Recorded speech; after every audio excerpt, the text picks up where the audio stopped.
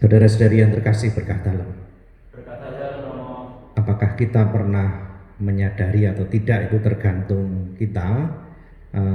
Dalam satu hari itu ketika kita mulai melek membuka mata sampai nanti kita tidur, ternyata bukan hanya ratusan atau ribuan, bisa jutaan itu ada kata-kata yang atau kalimat yang keluar dari mulut kita itu ya, banyak sekali. Sebenarnya ada yang baik, ada yang tidak baik, ada yang penting, pasti juga banyak yang tidak penting. Kalau misalnya kita ditanya, kita ingatlah satu kata yang menurut kita nggak penting apa? Contohnya, bukan buruk loh, nggak penting sebenarnya. Misalnya, terima kasih contoh, kata saya, nggak penting. Tahu maksudnya? Kalau kita itu sedikit-sedikit mengatakan saya lo, gitu. Saya yang buat, kamu lo nggak bisa apa-apa. Saya, pasti kamu dijauhi oleh orang lain, ya nggak? Kalau apa-apa itu hanya aku atau saya, itu berarti tidak melihat orang lain. Lalu kalau kata yang menurut kita penting apa? Satu kata, misalnya kita, gitu. Enak tuh didengar daripada hanya saya gitu. Atau misalnya maaf, gitu. Kalau dua kata apa? Terima kasih. Gitu. Pernah mikir nggak? Iya kan? Kalau tiga kata, empat kata, buat sendiri.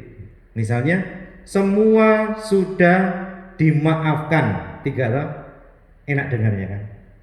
Atau pekerjaan kamu itu sungguh hebat, empat.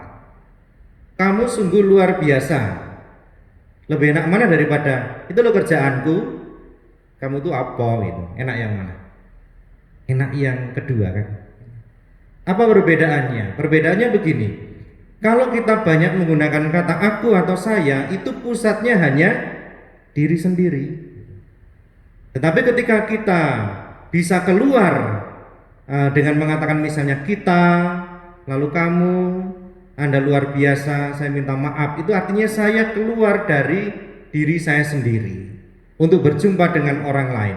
Itu kan sebenarnya inti dari kasih. Saya mengasihi berarti saya memberi. Lalu ketika saya itu keluar dari diri sendiri, maka saya selalu menempatkan orang lain itu seolah-olah yang paling penting bagi hidup saya. Jadi bukan saya, bukan berarti saya tidak menghargai diri, tetapi saya belajar menjadi pribadi yang tidak egois. Saya mau membagikan hidup saya kepada orang lain. Maka Yesus hari ini juga mengajarkan kepada kita, bukan hanya kepada para murid, misalnya tentang kepemimpinan. Sejak dari dulu sampai sekarang, itu kalau bicara soal siapa yang mau jadi pemimpin, misalnya di masyarakat, rebutan pasti. Kenapa? Karena biasanya hubungannya dengan kuasa, enak, fasilitas, bisa menguasai orang lain. Tapi coba misalnya kalau ditawarkan soal ayo melayani, gitu. Ayo kita melayani ke sana yuk, gitu. Agak susah sih jalannya gitu. Nanti kita ketemu dengan orang yang sakit, yang mungkin bau, tidak mandi dan sebagainya. Pasti ada rasa enggan, tidak enak gitu. Ya banyak sih yang tulus baik gitu, tetapi rata-rata orang akan memilih misalnya saya jadi bos saja lah, saya ngatur saja. Lalu pertanyaannya adalah apakah kita tidak boleh menjadi pemimpin? Boleh. Tetapi Yesus memberi patokan yang jelas, pemimpin Kristiani yang baik siapapun itu adalah mereka yang mau melayani. Pemimpin itu orang yang kuat, orang yang berkuasa, tetapi orang yang paling kuat untuk pertama kali melayani, orang yang paling kuat untuk pertama kali misalnya harus lari untuk menolong.